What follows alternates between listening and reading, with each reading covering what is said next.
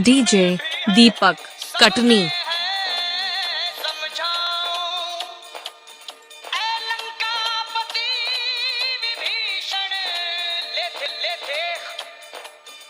मैं तुझको आज दिखाऊं।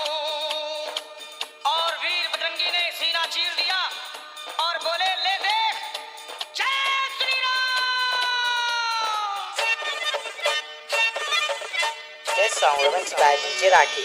श्री राम जानकी डीजे दीपक कटनी। मेरे सीने में, श्री राम जानकी